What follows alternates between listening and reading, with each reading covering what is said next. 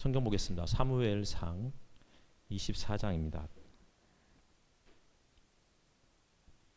1절부터 마지막 절까지 우리 교독하겠습니다. 블레셋 사람과 싸우고 돌아온 사울은 다윗이 엔게디 광야에 있다는 소식을 듣고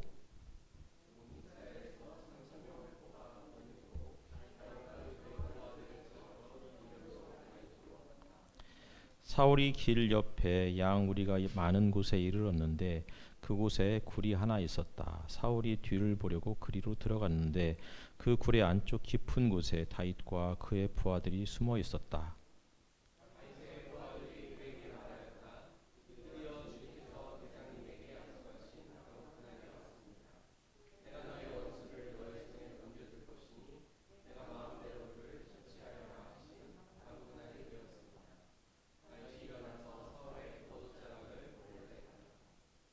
오늘은 수연 목소리가 안 들리네요.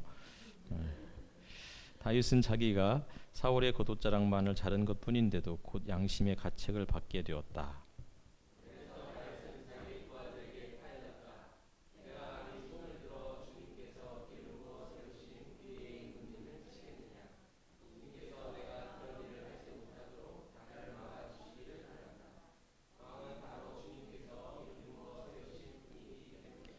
다윗은 이런 말로 자기의 부하들을 타이르고 그들이 일어나 사울을 치지 못하게 하였다. 마침내 사울이 일어나서 굴 속에서 나가 길을 걸어갔다.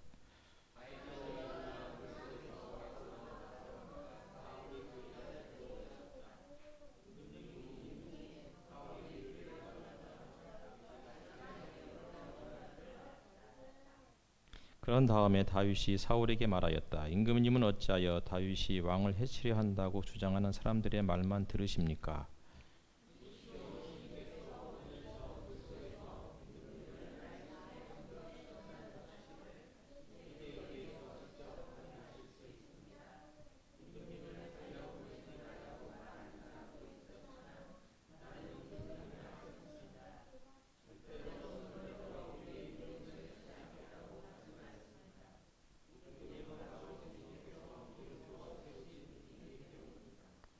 아버지, 지금 내가 들고 있는 임금님의 겉옷자락을 보십시오. 내가 이 겉옷자락만 자르고 임금님께 손을 대지 않았습니다.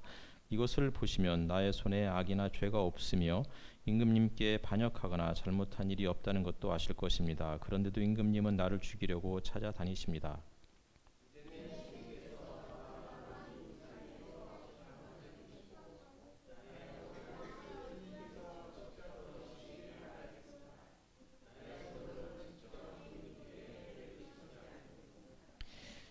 옛날 속담에 악인에게서 악이 나온다 하였으니 나의 손으로는 임금님을 해치지 않겠습니다.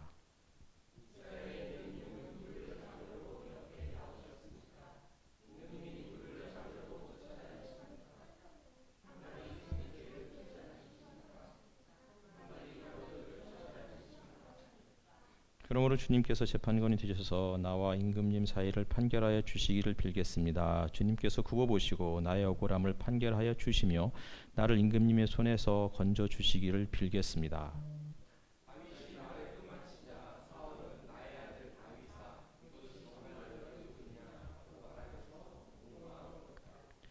사울이 다윗에게 말하였다. 나는 너를 괴롭혔는데 너는 내게 이렇게 잘해 주었으니 내가 나보다 의로운 사람이다.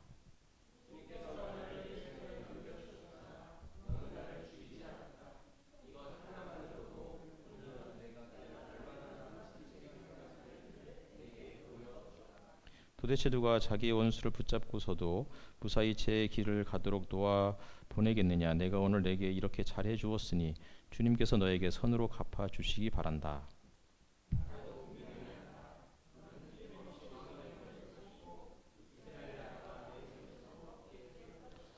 그러므로 너는 이제 주님의 이름으로 내게 맹세하여라. 너는 내 자손을 멸절시키지도 않고 내 이름을 내 아버지의 집안에서 지워 버리지도 않겠다고 내게 맹세하여라.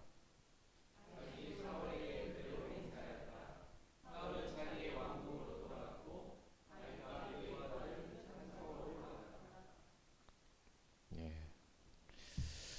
반갑습니다.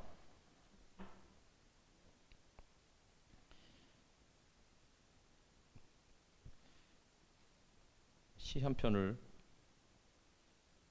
읽고 시작하도록 하겠습니다. 오래된 기도 이 문제. 가만히 눈을 감기만 해도 기도하는 것이다. 왼손으로 오른손을 감싸기만 해도, 맞잡은 두 손을 가슴 앞에 오르기만 해도, 말없이 누군가의 이름을 불러주기만 해도, 노을이 질 때 걸음을 멈추기만 해도, 꽃진 자리에서 지난 봄날을 떠올리기만 해도 기도하는 것이다.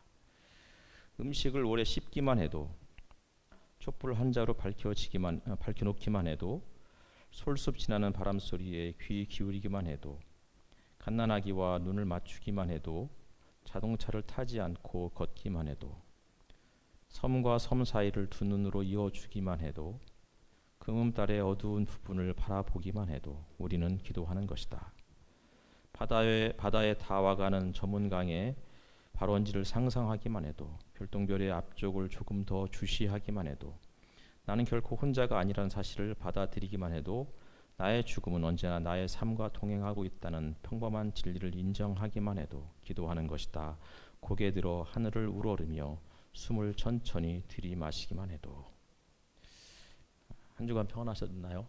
우리 앞뒤 좌우에 계신 분들 한번 돌아보시면서 잠깐 인사 한번 나눴으면 좋겠습니다.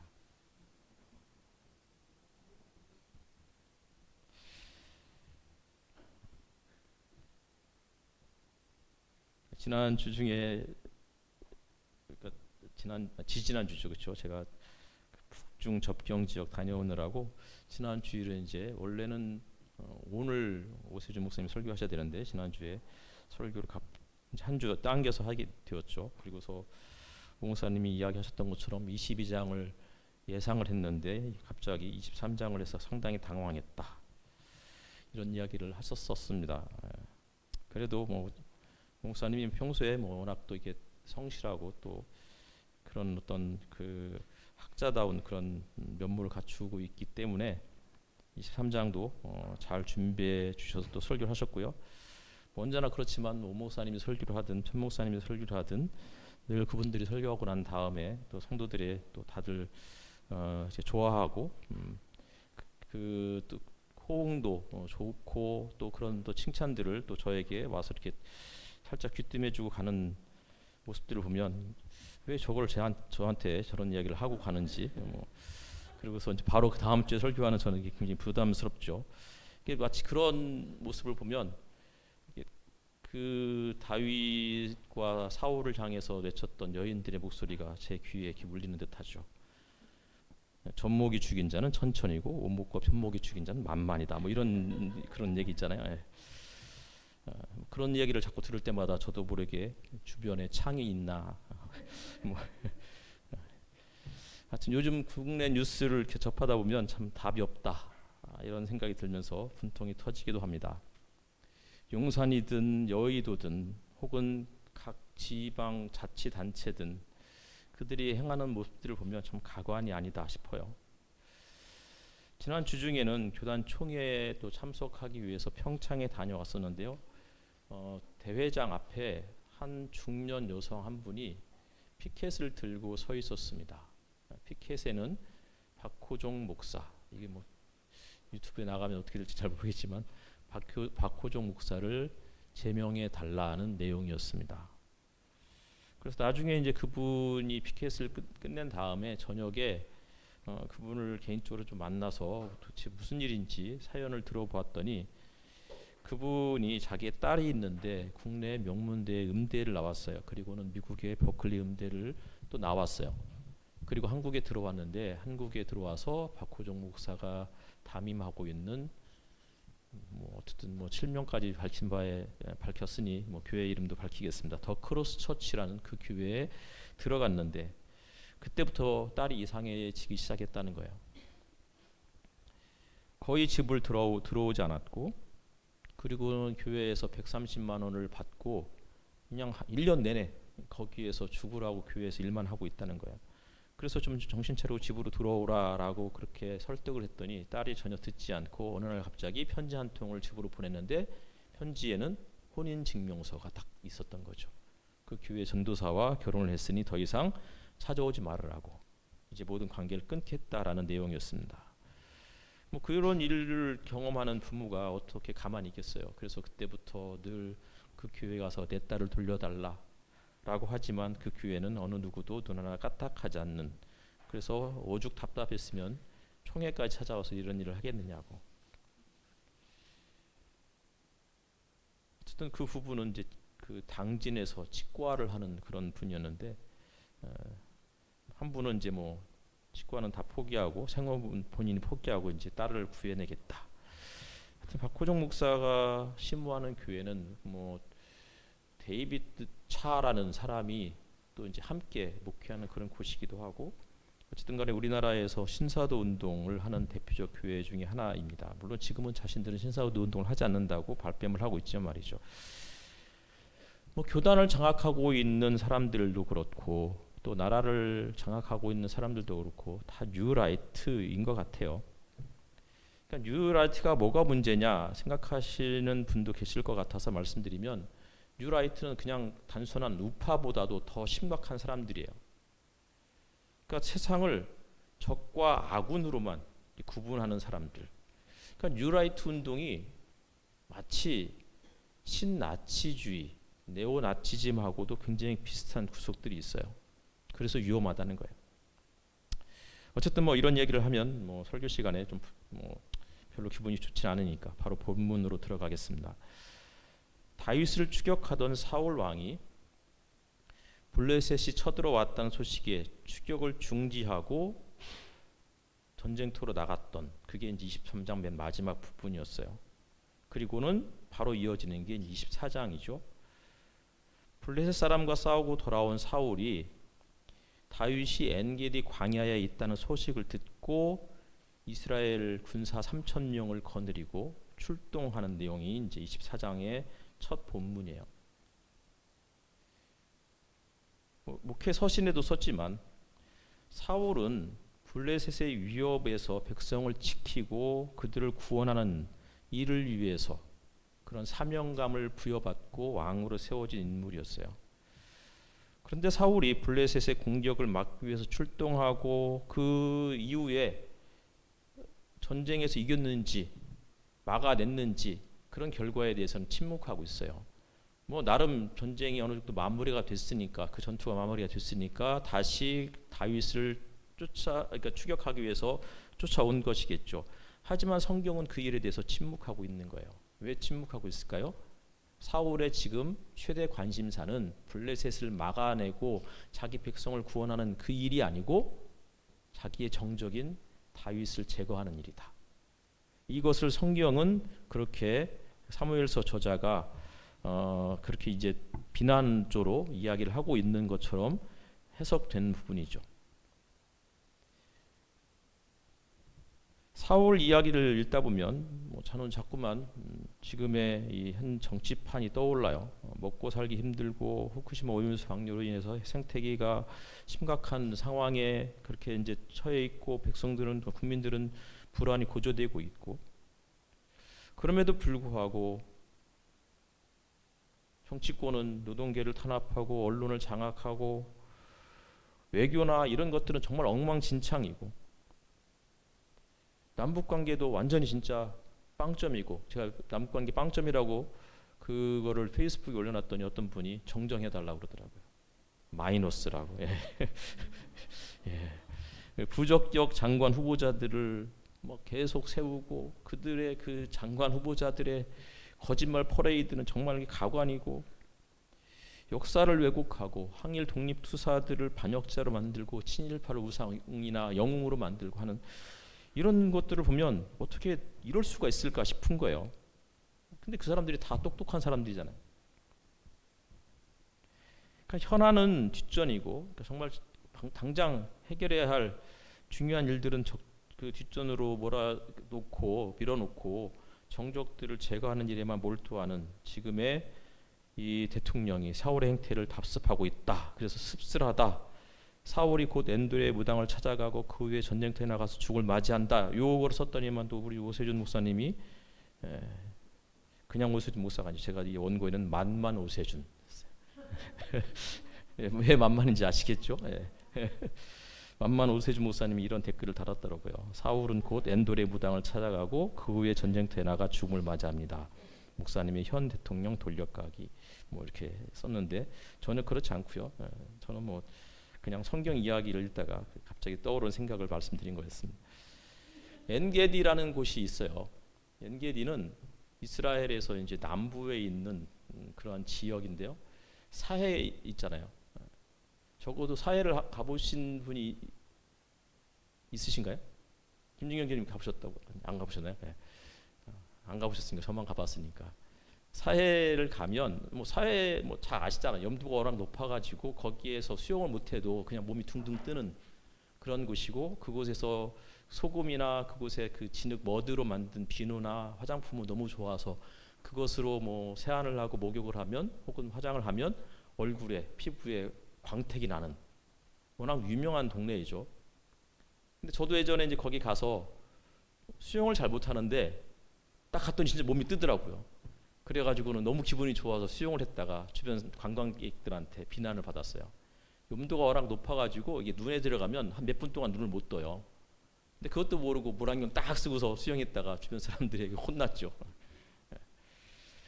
어쨌든 그런 곳인데 뭐 그 비누도 워낙 유명하다고 그래서 비누를 사서 정말 이렇게 세수를 했는데 제 얼굴이 이 모양이잖아요. 별로 효과가 없는 것 같아요. 그래서 그냥 배효준 집사님 어머니가 아니죠. 언니가 그 만드는 퐁당퐁당 비누가 더 좋은 거 아닌가 뭐 이런 생각도 해보게 돼요.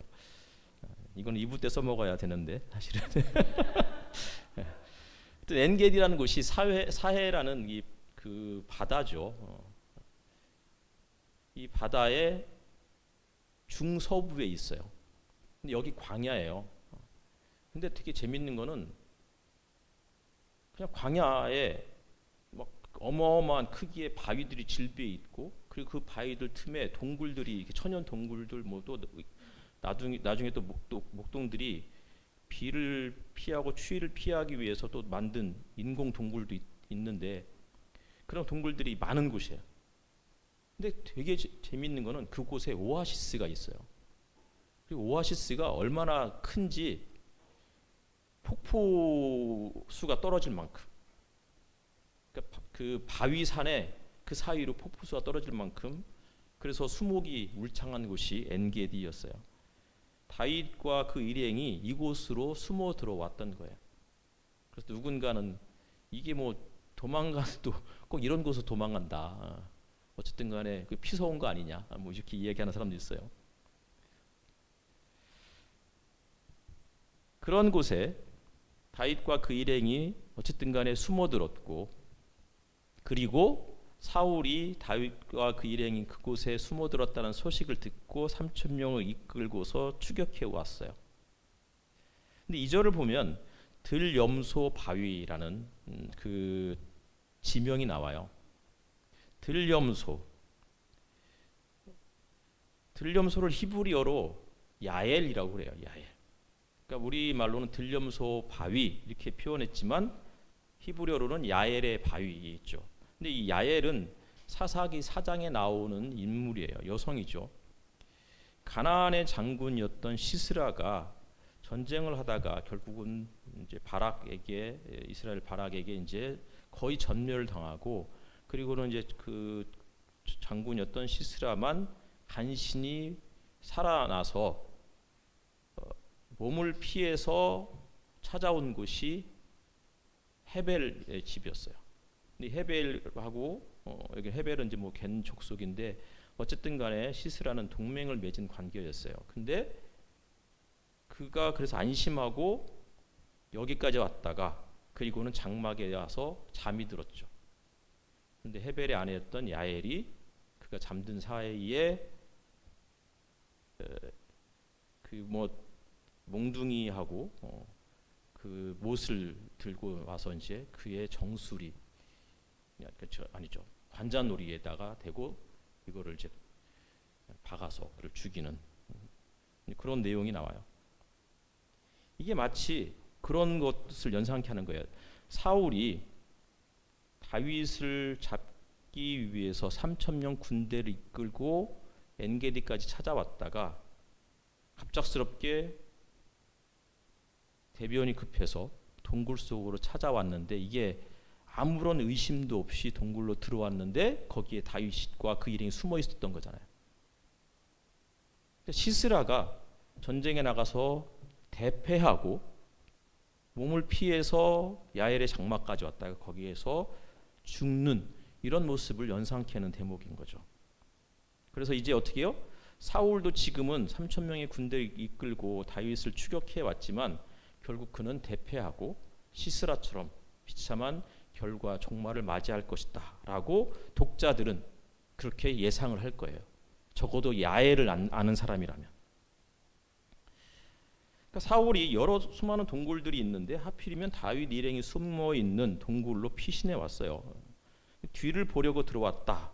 히브리어 원문에는 발을 가린다 이렇게 되어 있어요. 발을 가린다 이 말을 대부분의 성서학자들은 대변을 보기 위해서 웅크리고 앉을 때 의복이 이제 기니까 그 엉덩이를 가리고 발까지 가리는 그러한 모습들을 보고서 이제 그렇게 해석을 해요. 또 어떤 사람들은 대변을 보는 뜻으로 해석하지 않고 잠을 잘 때 옷이나 이불로 그 하체를 가리는 것으로 해석하는 경우도 있어요. 가장 대표적인 경우가 창세기 9장에 노아가 술에 취해서 벌거벗은 채로 잠이 들었다가 두 아들이 그 이제 노아의 하체를 가리워 준다 할 때 그런 모습을 떠올리기도 해요. 어쨌든 그러나 대부분의 사람들은 용변을 보는 것으로 해석을 해요. 사울이 지금 중무장한 채로 다윗을 잡으려고 추격하다가 갑자기 일이 급해서 동굴 속으로 들어와서는 어떻게 해요? 무기를 중무장했던 무기를 내려놓고 이걸 들고 일을 해결하기는 어려우니까 그리고 심지어는 그냥 왕의 옷만 입었겠어요? 싸우러 나왔으니까 적어도 군복 혹은 뭐 갑옷을 입었겠죠. 그것도 벗어던지고 그리고 왕의 의복을 내리고는 용변을 보는 거예요. 그러니까 다시 말하면 지금 사울의 상태가 중무장에서 이제 무장을 해제하고 무장을 해제한 정도만이 아니고 자기의 모든 수치스러운 부분을 다 노출시키는 모습을 연상케 하는 거예요. 실질적으로 사울이 사무엘을 찾아갔다가 하나님의 영을 그가 받았을 때 어떻게 했어요? 예언도 하고 소리 지르고 춤도 추고 그러다가 다 벗은 채로 하루 종일 누워 있었던 그런 모습들을 연상케 하는 부분이기도 하죠. 혹은 노아가 술에 취했을 때 그런 모습도 술에 취해서 잠이 든 것도 떠올리는 부분이기도 해요. 어쨌든 간에 다윗의 부하들이 그런 사울을 보고 이야기했죠. 그를 당장 처치하자. 주님께서 대장님에게 약속하신 바로 그날이 왔다. 근데 하나님께서 언제 그런 말씀을 하셨는지 성경은 침묵하고 있어요. 다만 부하들은 상황을 보니까 이게 하나님께서 주신 기회구나라고 그렇게 판단했을 것 같아요. 하지만 다윗은 부하들의 그 조언 혹은 종용하는 그 말을 귀담아 듣지 않고 오히려 그것을 잠재우고 사울의 겉옷자락을 자르는 것으로 만족했어요. 여기서 이 겉옷을 자른다라는 이 표현이 굉장히 재미있어요. 이 자른다라는 표현이 성경에 여러 번 나오는데 가장 대표적인 것은 할례를 행할 때 포피를 제거한다, 자른다라는 뜻으로 쓰이는 단어예요. 그래서 여러 학자들은 사울의 겉옷자락을 잘랐다, 이것을 사울의 생식기를 잘랐다, 거세했다라는 뜻으로 해석하는 사람들도 꽤 있어요. 실질적으로 자르진 않았다 할지라도 그런 의미라는 거예요. 그냥 순수하게 옷자락만을 자른 게 아니고 그의 옷자락을 자르는 것은 곧 더 이상 사울의 가문이 번성할 수 없다, 그의 대가 이제 끊겼다 라는 것으로도 해석할 수 있다는 거예요. 21절을 보면 너는 내 자손을 멸절시키지도 않고 내 이름을 내 아버지의 집안에서 지워버리지도 않겠다고 내게 맹세하라고 사울이 다윗에게 당부하는 내용이 나와요. 멸절시키다, 지워버리다, 이것을 떠올리게 하는 단어가 잘랐다는 거예요. 그러나 다윗은 그렇게 하지 않아도 결국은 사울의 가문은 그렇게 되게 될 운명이죠. 사울이 하나님께서 사울을 버리시고 왕보다 더 나은 이웃을 왕으로 세우셨다는 사무엘의 말을 들었을 때 사울이 사무엘의 겉옷을 잡았을 때 그 옷이 찢어졌잖아요. 그때 찢어졌다는 이 표현도 다윗이 사울의 옷을 잘랐다는 말과 연결해서 이해할 수 있는 부분이에요. 다시 말하면 이제 사울의 시대는 끝났고 왕권은 자연스럽게 다윗에게로 넘어왔다. 26장에도 이와 비슷한 장면이 나와요. 그래서 24장과 26장은 거의 같은 본문으로 해석을 해요. 조금 다른 것은 24장에서는 다윗이 사울의 옷자락을 잘랐다면 26장에서는 사울이 잠이 들었을 때에 다윗이 뭘 가지고 와요? 사울의 창과 사울의 물병을 가지고 나와요. 사울의 겉옷자락이든 사울의 창이나 물병이든 왕권을 상징하는 거예요.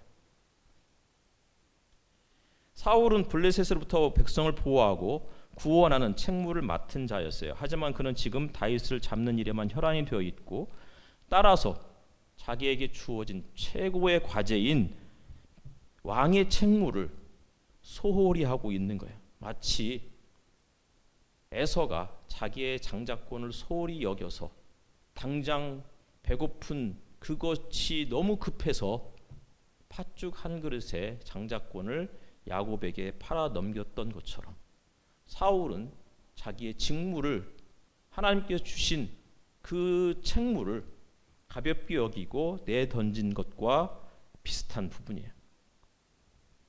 그러자 다윗은 어쨌든 사울의 옷자락을 자른 것 때문에 양심이 찔렸어요.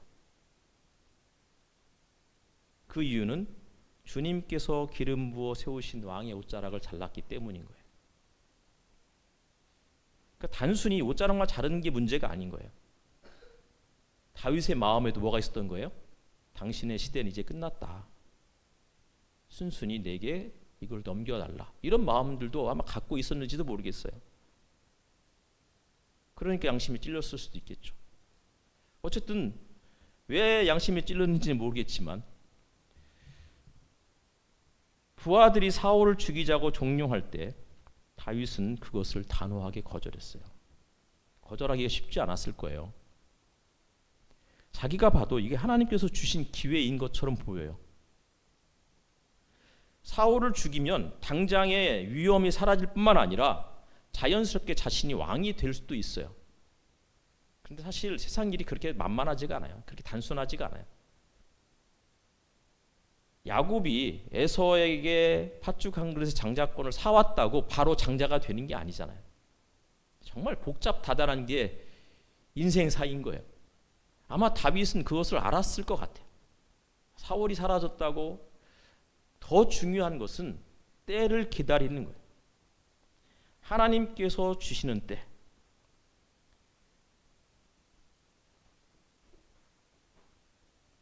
24장 6절에 주님께서 내가 그런 일을 하지 못하도록 나를 막아주시기를 바란다라고 그렇게 이야기하고 있어요.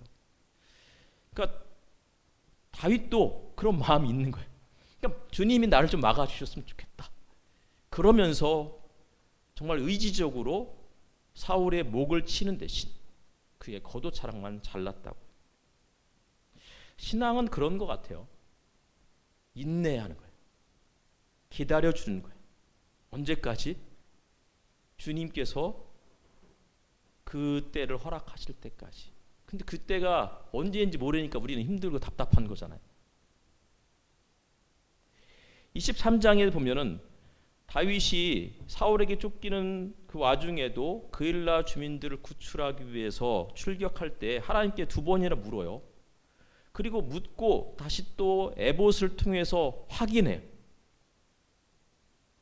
그러니까 묻고 확인하고 그리고는 하나님께서 최종적으로 답변을 주셨을 때 그는 그때서야 비로소 움직이는 그러한 인물로 다윗을 묘사하고 있어요. 이런 것들이 건강한 신앙인 것 같아요.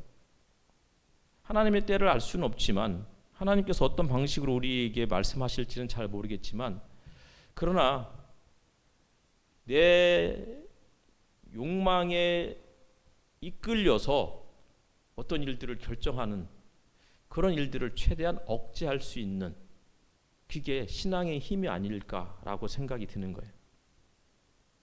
다윗은 자신의 욕망을 부추기는 부하들을 오히려 타일렀어요. 그런 욕망이 다윗에게도 없었던 게 분명히 아니었으니까. 그러니까 그렇게 기도했던 거라고. 내가 그런 일을 하지 못하도록 나를 막아주시기를 바란다. 그리고는 굴 밖으로 나간 사울의 그 등 뒤에서, 뒤통수 뒤에서 외치는 거죠. 임금님, 임금님. 어느 정도 멀찍이 떨어졌다고 생각했을 때 사울이 다윗의 목소리는 듣지만 다윗이 어디에서 외치고 있는지 판단할 수 없는 거리쯤에 그 당도했을 때 다윗이 임금님, 임금님 하고 외쳤고 사울이 뒤를 돌아보자 그는 땅에 납작 엎드렸어요. 무슨 얘기예요? 다윗이 사울에 대한 예를 최대한 갖추고 있는 거예요. 사울을 전혀 죽일 의도를 갖고 있지 않았다는 것을 보여주고 있는 거죠. 그러면서 9절에 임금님은 어찌하여 다윗이 왕을 해치려 한다고 주장하는 사람들의 말만 들으십니까? 11절에 보면은 다윗이 사울을 향해서 아버지라고도 불러요. 그리고 나중에 다윗의 이야기를 들었던 사울이 아들이라고 다윗을 그렇게 또 이야기하기도 하죠. 왕이 직접 눈으로 보고 확인한 것만 믿으라고 다윗이 지금 이야기하고 있는 거예요. 왜 자꾸 남들이 하는 이야기만 듣고 직접 확인하고 직접 분석하고 조사해보지 않고 왜 남의 이야기만 듣고서 판단하느냐고.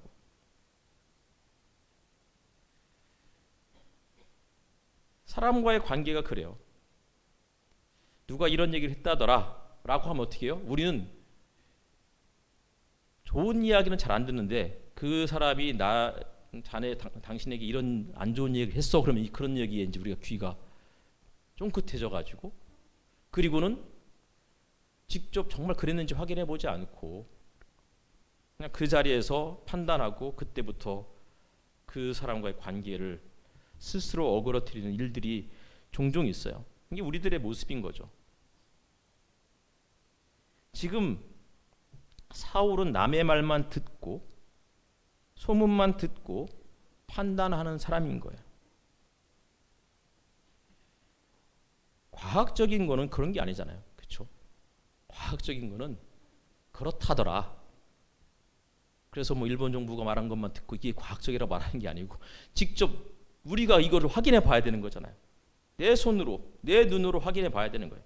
그렇게 못하면 13절 말씀이 나오는 거예요. 13절을 한번 같이 읽어보겠습니다. 시작.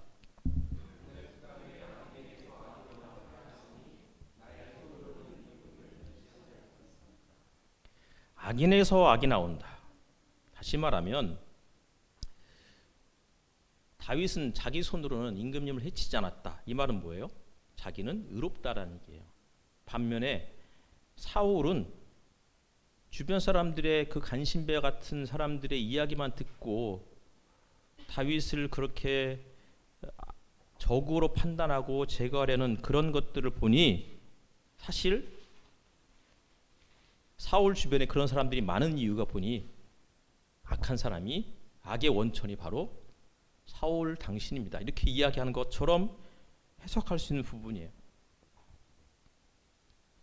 사실 사울도 그렇고 다윗도 그렇고 둘 다 기름 부음 받은 자들이잖아요. 그런데 지금 사울은 기름 부음 받은 다윗을 자기 손으로 죽이려고 했던 반면에 다윗은 끝까지 그것을 억제하고 있는 거예요. 다윗의 선의를 확인하게 된 사울이 16절에서 목 놓아 울었대요. 나의 아들 다윗아, 이것이 정말 너의 목소리냐? 그러면서 순간 제 정신이 돌아온 것 같아요. 17절을 보니까 나는 너를 괴롭혔는데 너는 내게 이렇게 잘해 주었으니 네가 나보다 의로운 사람이다. 사울이 평소에는 제정신이 들었다가 다윗을 보면 갑자기 또 광기에 사로잡힌 괴물이 되었다가, 다시 말하면 사람과 괴물 사이를 왔다 갔다 하는 그러한 모습을 계속해서 보여주고 있는 거예요. 위험한 거죠. 감정이 혹은 우리의 정신이 이렇게 널뛰게 하면 되게 안 좋은 거예요. 그런 사람들을 어떻게 우리 믿고 같이 살 수 있겠어요? 인간은 괴물과 사람 사이를 왔다 갔다 하는 존재에 이어서는 안 돼요. 인간은 꿈과 현실 사이를 왔다 갔다 하는 존재예요. 현실은 뭐예요? 현실을 보면 하나님의 뜻이 뭔지를 잘 모르겠어요. 언제쯤 우리의 기도가 응답될지 잘 모르겠어요. 아니 적어도 이러한 부조리하고 왜곡된 불의한 이 현실을 우리의 힘으로 바꿀 수 없을 것만 같아요. 지난번에도 말씀드렸지만 하나님께서 아벨의 제물은 받으시고 가인의 제물을 받지 않으신 이유를 성경이 이야기하고 있잖아요. 성경은 무슨 얘기를 하고 싶은 거예요? 왜 하나님께서는 누구 건 받으시고 누구 건 받지 않으실까? 그런 거에 대해서 관심 갖지 말라는 거예요. 물론 우리는 본능적으로 관심을 갖게 돼요. 근데 성경이 그 이야기를 해주고 싶은 게 아니고 그런 일들이 그냥 벌어진다는 거예요. 그럴 때 어떻게 하라고요? 동생을 죽이고 싶은 그러한 것들을 스스로 억제하려고 노력하라는 거예요. 질투심 생길 수 있죠. 불만이 생길 수 있고 화가 나요. 그래도 화가 나니까 충동적으로 어떤 일들을 행하지 말라는 거예요. 하나님이 아벨을 더 사랑하신 것 같아도 그래도 부당한 하나님의 그 부당함을 다른 누군가에게 해코지 하는 것으로 그렇게 일을 해결하려고 해서는 안 된다는 거예요. 세상이 폭력으로 얼룩져 있어요. 세상이 말도 안 되게 흘러가고 있어요. 그래서 때로는 내 손으로 내 힘으로 악을 악으로 갚고 싶어요. 하지만 노아처럼 의롭게 살아가라는 거예요. 사울이 아무리 악하다 할지라도 다윗처럼 악을 선으로 갚으라고, 그것이 의로운 삶이라고 이야기해 주고 있는 것이죠. 세상은 정말 우리의 소망대로, 우리의 믿음대로 의롭게 살아가는 사람들이 복을 받고 악하게 살아가는 사람들이 저주받고 천벌을 받는 그런 모습이었으면 좋겠어요. 그럼 여기 있는 분들은 적어도 재벌은 됐을 것 같아요. 그렇죠? 왜냐하면 재벌들은 저희들보다 더 악하기 때문에. 근데 세상이 그렇지 않다고요. 정말 열심히 연구를 해도 실험 결과가 잘 안 나올 때가 있잖아요. 중만형제. 그래서 이게 내가 능력이 부족해서가 아니고 정말 능력이 없는 사람이 잘 되는 때가 있는 거예요. 그래도 어떻게 해요? 그것 때문에 다 뒤집어 엎어버리고 세상이 잘못됐다고 그러면서 내 손으로 일을 해결하려고 하는 순간 세상은 엉망진창이 되어버리는 거예요. 세상이 엉망진창이 되는 게 아니고 내 자신이 망가지는 거예요. 결국은. 그러니까 우리는 현실은 그래요. 전도서 이야기했던 것처럼 하나님이 굽게 하신 것을 사람의 손으로 펼 수가 없어요. 인정하자는 거예요. 그런 것들을. 하지만 인정하기 때문에 그래서 자포자기하고 살자, 그게 아니에요. 인정하는 게 그게 현실이지만 어떻게 해요? 그래도 하나님은 의로운 사람을 복 주시고 악한 사람을 벌 주실 거라는 그 꿈, 그 소망까지도 함께 품고 살아가자는 거예요. 그래서 성경이 두 가지 전통이 있는 거예요. 하나는 지혜 전승,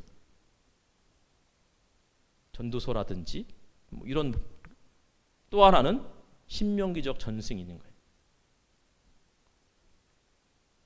권선징악. 이 두 가지가 우리의 신앙을 든든하게 세우는 기둥인 거예요. 둘 중에 하나가 없어지는 순간 우리의 신앙은 무너질 수밖에 없는 것이죠. 괴물과 사람 사이를 왔다 갔다 하는 사울이 아니고 꿈과 현실을 이 사이에서 고되게 하루하루를 살아가다가 그래도 잠이 들면 어떻게 해요? 모든 근심과 걱정을 잠시라도 내려놓고 잠을 자면서 꿈을 꾸잖아요. 분노가 동력이 되어서는 안 되고 질투도 안 돼요. 분노를 품을 수 있고 질투할 수 있어요. 열등감을 가질 수 있어요. 하지만 그것이 우리의 무언가를 결정하는 데 동력이 되어서는 안 된다는 거예요. 중요한 것은 우리의 것을 그 결정을 짓는데 가장 중요한 것은 사랑인 거죠. 시 하나 읽고 또 마치도록 하겠습니다. 흔들리며 피는 꽃 도종환, 다 아는 시예요. 흔들리지 않고 피는 꽃이 어디 있으랴. 이 세상 그 어떤 아름다운 꽃들도 다 흔들리면서 피었나니 흔들리면서 줄기를 곧게 세웠나니 흔들리지 않고 가는 사랑이 어디 있으랴. 젖지 않고 피는 꽃이 어디 있으랴. 이 세상 그 어떤 빛나는 꽃들도 다 젖으며 피었나니 바람과 비에 젖으며 꽃잎 따뜻하게 피었나니 젖지 않고 가는 삶이 어디 있으랴. 기도하겠습니다.